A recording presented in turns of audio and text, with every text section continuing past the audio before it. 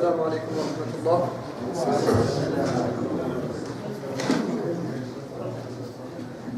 بسم الله والصلاة والسلام على رسول الله وعلى آله وصحبه ومن والاه ثم أما بعد.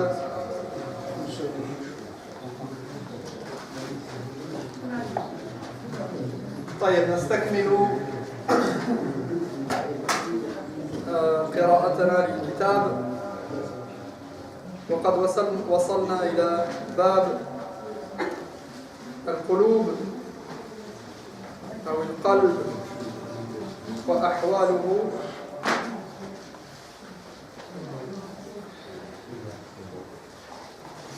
وقد ذكرنا تقسيم القلوب إلى ثلاثة أقسام القلوب،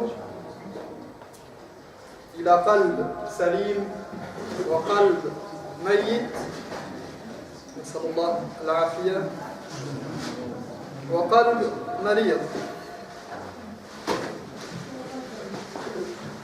On reprend donc notre étude du cœur et on était arrivé à cette distinction entre cœur sain, cœur mort et cœur malade. On avait parlé du cœur sain, al-qalb salim. يوم لا ينفع مال ولا بنون إلا من أتى الله بقلب سليم. Le jour où rien n'aura d'utilité si ce n'est même pas les enfants, même pas les biens en abondance, quel que soit ce qu'on a. Tout ce qui comptera au jour du jugement, c'est le fait de venir avec un cœur sain. Alors le cœur sain, je vais reprendre la définition qui a été donnée ici, ou en tout cas l'explication plutôt, rapidement, pour nous rafraîchir la mémoire. Alors, هو يعني القلب السليم هو السالم الذي صارت السلامة صفة ثابتة له كالعليم والقدير، يعني على وزن فعيل، يعني صفة هي يعني السلامة صفة ثابتة، كلما نقول عليم فالعلم لا فعيل على وزن فعيل، صفة لا فعيل على الوزن، وزن الكلمة فعيل،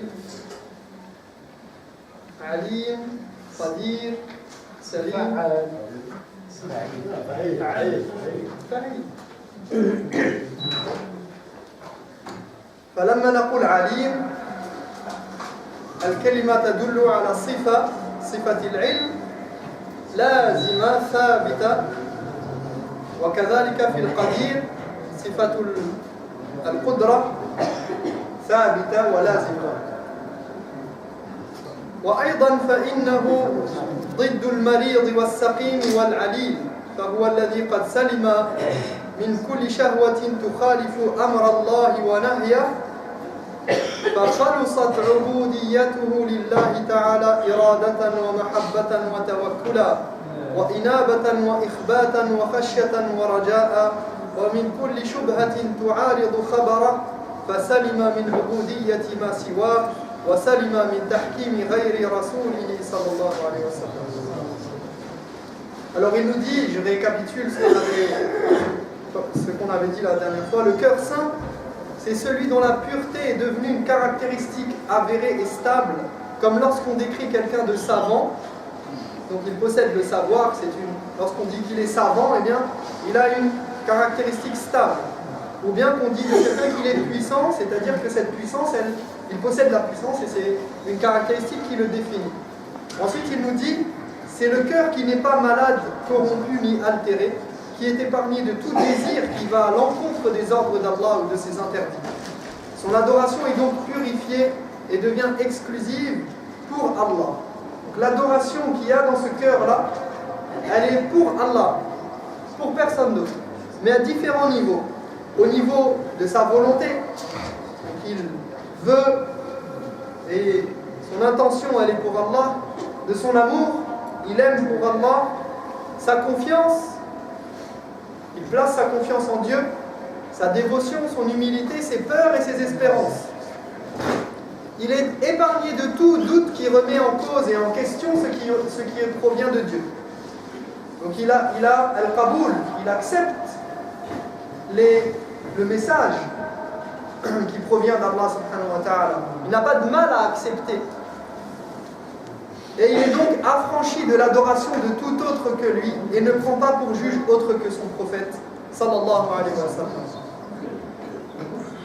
ثم يكمل ويقول وخلص عمله لله فإن أحب في الله وإن أبغض في الله وإن أعطى لله وإن منع لله. هذا هو القلب السليم. Donc il continue la description en disant de ce cœur.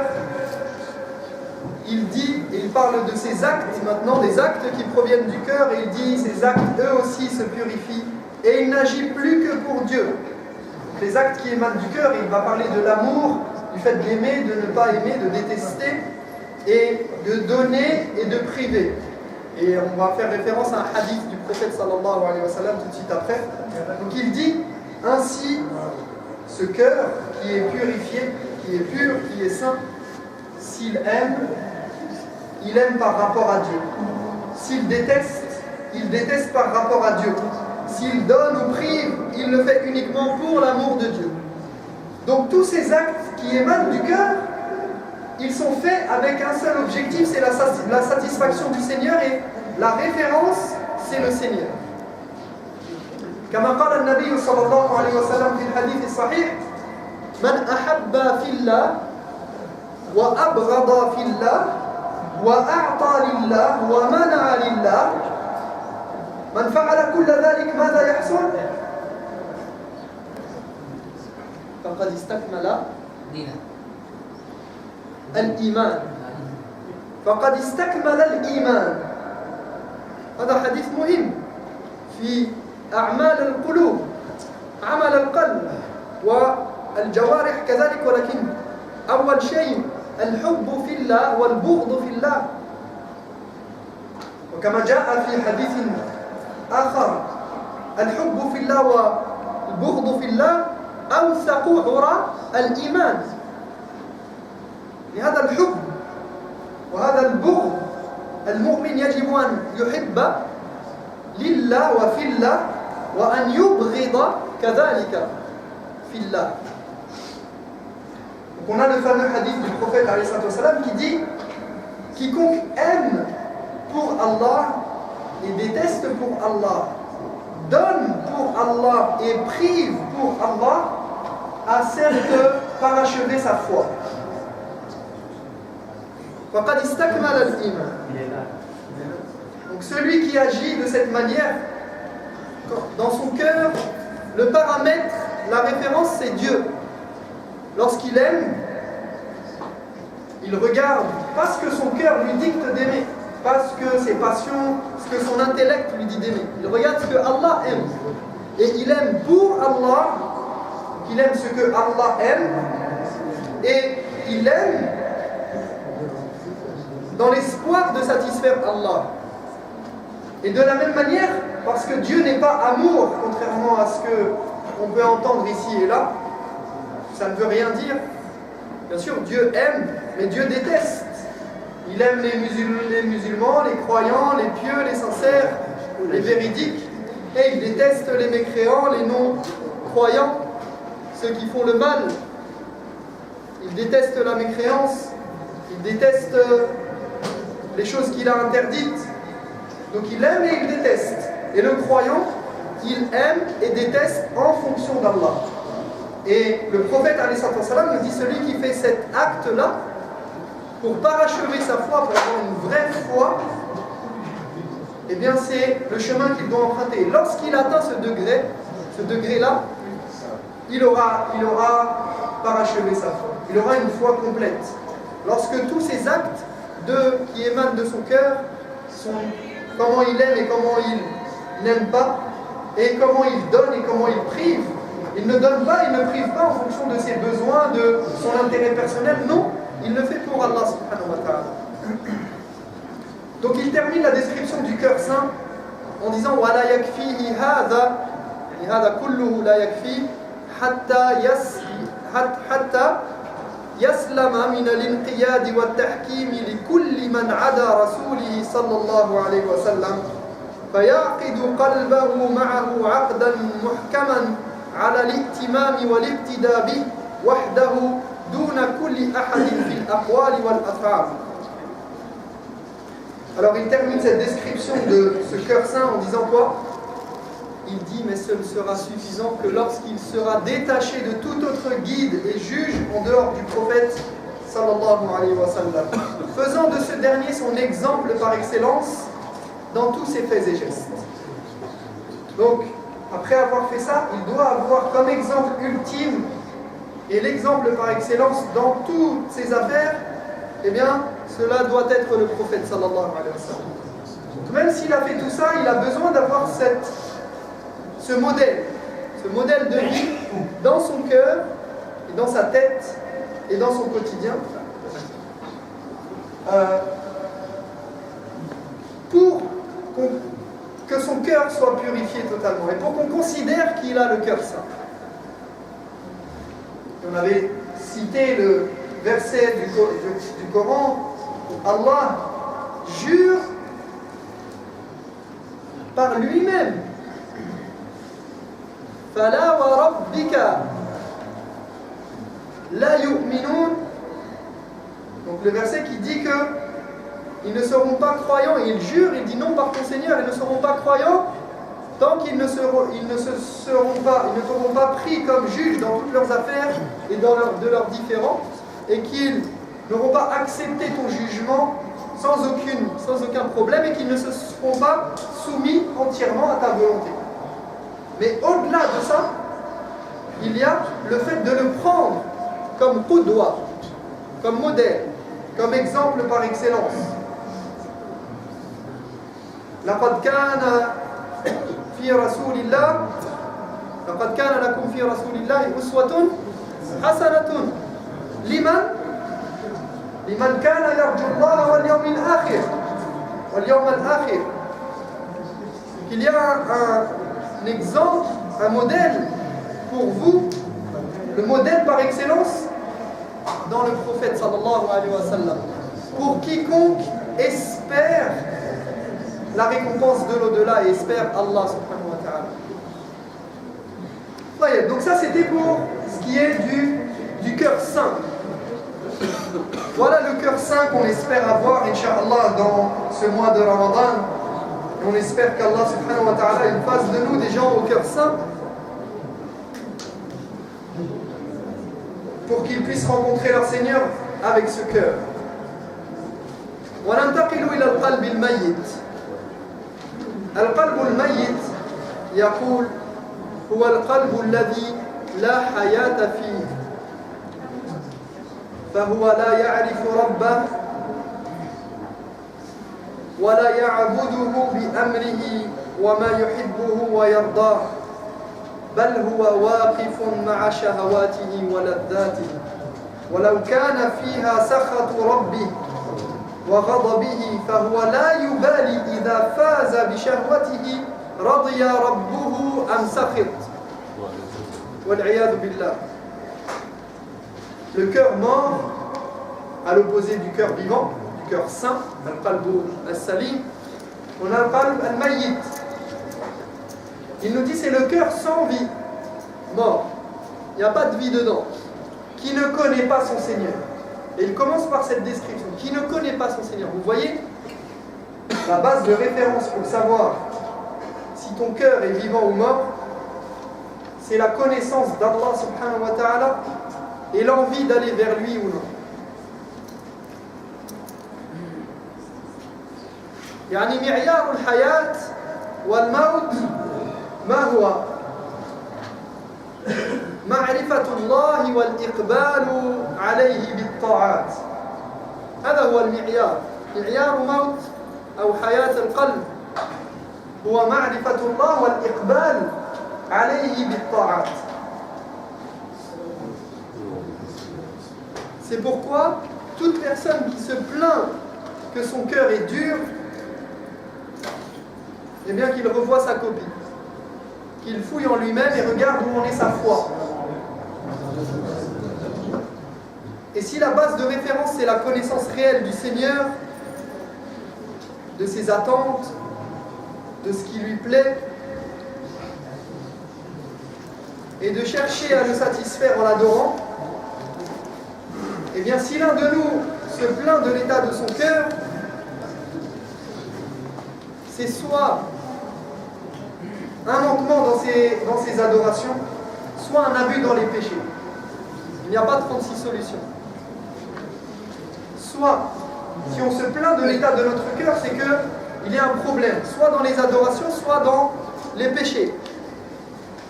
Dans l'abus dans les péchés, et dans le manque au niveau de l'adoration, et de la connaissance du Seigneur et de cette envie d'aller vers lui. Donc s'il se plaint de la dureté de son cœur, de ne pas se délecter dans ses adorations, lorsqu'il lit le Coran, de ne pas être concentré dans la prière, tu fais la salat, tu penses à tout sauf à Allah. Tu penses à tout sauf à te repentir. Tu penses à tout sauf à invoquer ton Seigneur. Et on a fini. Salam alaikum, salam alaikum. Ah, je me réveille. On n'est pas concentré parfois dans la prière. On ne se délecte pas de la lecture du Coran, de l'écoute du Coran. Eh bien, celui qui ne ressent pas cette lumière, cette délectation de la foi, eh bien, il doit se repentir et revenir vers Allah subhanahu wa ta'ala. Donc il nous dit, le cœur mort, c'est le cœur sans vie, qui ne connaît pas son Seigneur, ne se consacre pas à son adoration, ne suit pas ses ordres et ne cherche pas à le satisfaire. Au contraire, il suit plutôt, qu'est-ce qu'il suit? Ses plaisirs et ses désirs.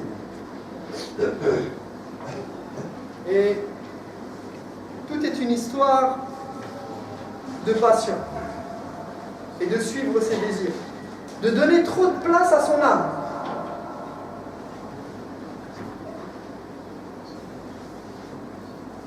لذا قال ربنا وأما من خاف مقام ربه ونهى النفس عن الهوى فإن الجنة هي المأوى.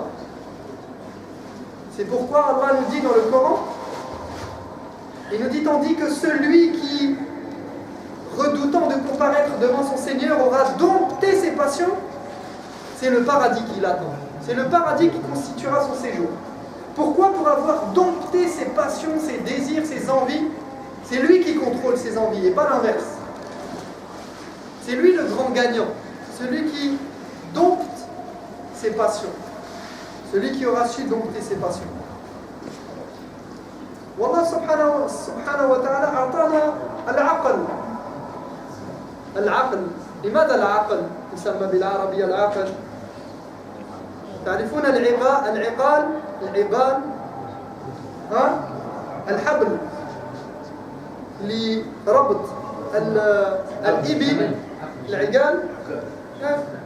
طيب العقال هذا العقل لي حتى تقود نفسك، وليس العكس. ليس النفس التي هي تقودك، أنت تقود نفسك. Donc Allah nous a donné la raison qui nous permet de nous contrôler normalement, dans une certaine mesure. Celui qui a la raison, quelqu'un qui n'a pas la raison, il ne sait pas ce qu'il fait, il ne sait pas où est la limite, il ne sait pas où s'arrêter face au danger. D'ailleurs, on dit bien de quelqu'un qui fait certaines choses un peu insensées ou qui peuvent l'amener à sa perte, qu'il est fou. Si on voit quelqu'un gravir une montagne sans harnais, sans rien, on va dire c'est un fou. Pourquoi? Parce que ta raison te dit que si tu n'es pas attaché et protégé, tu risques de mourir. Donc ta raison, elle est là pour t'aider pour te protéger et te contrôler et pour nous empêcher de tomber et de nous amener d'aller vers les choses qui nous mènent à notre perte et de nous laisser aller. Mais effectivement, comme la raison toute seule ne suffit pas, al-aql la yakfi. Allah subhanahu wa ta'ala anzala al-risala, al-wahi. Allah nous a donné la religion et le message prophétique en complément de cette raison. Pour que l'être humain puisse jouir de la guidée, de la lumière et vivre pleinement comme il se doit. Et dans le hadith du prophète sallallahu alayhi wa sallam, il dit, d'ailleurs par rapport au fait que on doit dompter nos passions et nos désirs, il dit huffatil jannatu bil makarih wa huffatil nar bimada bishahawat. خلاص هذه هي النتيجة وهذا هو لب الموضوع. حفت الجنة بالمكاره. إذا أردت أن تدخل الجنة لا بد أن تقتحم المكاره، أن تعمل بما تكره، تصلي طوال الليل، تصوم طوال النهار، تفعل تجتنب ما تشتهي. وإذا أردت أن تبتعد وأن تزحزح عن النار فلا بد أن ألا تقتحم وألا تقترف الذنوب والمعاصي وأن ألا تتبع الشهوات. Donc le prophète alayhi salatu wassalam nous dit quoi dans ce hadith qui est très important pour nous. Il y a beaucoup de leçons derrière ce hadith. Il nous dit le paradis se cache derrière ce qui est lourd pour l'âme et l'enfer se cache derrière ce qui est agréable pour l'âme. Khalas, tout est résumé ici. Le paradis, il est derrière les choses difficiles pour l'âme. Le manque de sommeil, prier toute la nuit ou une partie de la nuit, s'abstenir de manger et de boire la journée et d'avoir des relations avec nos épouses, le jeûne, lire le Coran, apprendre les sciences religieuses, se retenir quand je suis en colère de faire quelque chose de frapper celui qui m'a énervé, être gentil avec telle et telle personne alors que peut-être que mon âme elle m'appelle à faire le contraire. Des choses qui sont difficiles pour l'âme. Que l'âme, al-makari, c'est quelque chose qui peut être bien sûr agréable parfois. Hein. Ça ne veut pas dire que c'est tout le temps le cas, mais très souvent c'est difficile. Quelque chose de difficile. Et le paradis se cache derrière cette difficulté. Alors qu'au contraire, l'enfer il se cache derrière quoi? Derrière tous les plaisirs. Bon, pas tous les plaisirs, mais en tout cas, puisqu'il y a des plaisirs halal, mais les plaisirs interdits. Là. En tout cas, beaucoup de choses qui sont des choses qui paraissent agréables, qui sont plaisantes pour l'âme.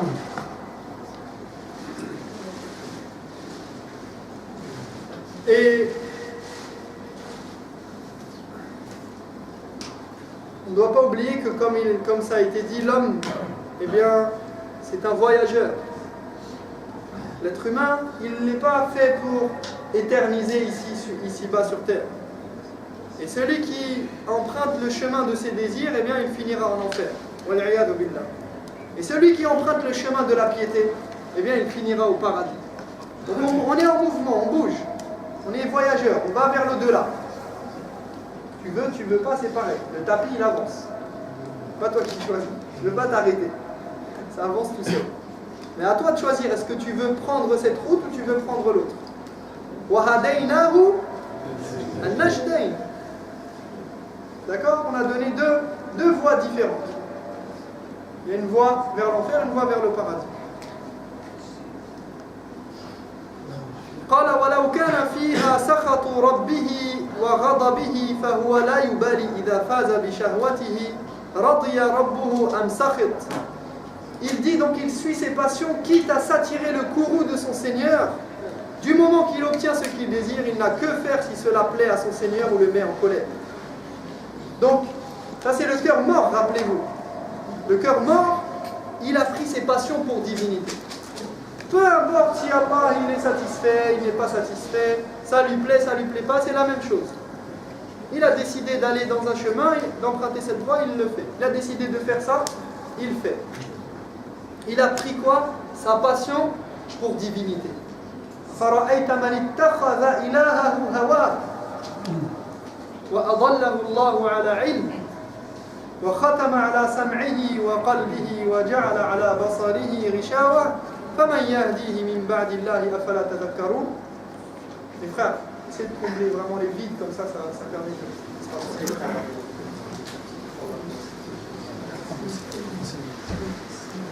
Comme nous dit Allah dans le Coran, il dit: n'as-tu pas vu celui qui a pris ses passions pour divinité?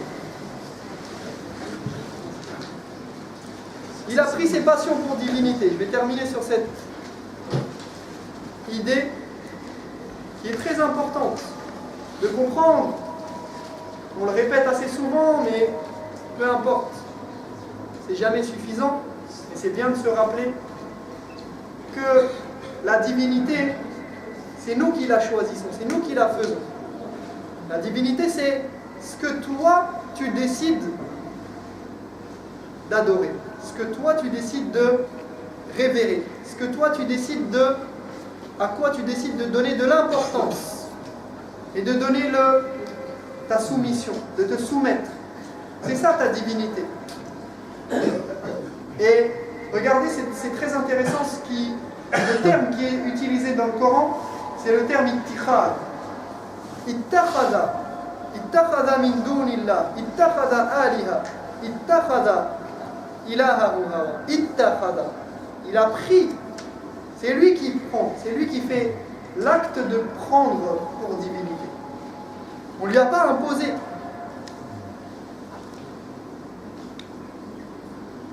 La divinité, c'est nous qui la choisissons. Soit on fait d'Allah notre unique divinité, soit c'est le reste. On va s'arrêter là, Inch'Allah, naktafi bihada al-qadr. نسأل الله تبارك وتعالى أن يحفظنا وإياكم وأن يحفظ أولادنا وشبابنا وبناتنا وأمهاتنا وآباءنا وكل الأمة. اللهم احفظنا وتب علينا إنك أنت التواب الرحيم. اللهم تب علينا، اللهم اغفر لنا. اللهم إنا نسألك الهدى والتقى والعفاف والغنى ومن العمل ما ترضى. سبحانك اللهم وبحمدك أشهد أن لا إله إلا أنت أستغفرك وأتوب إليك.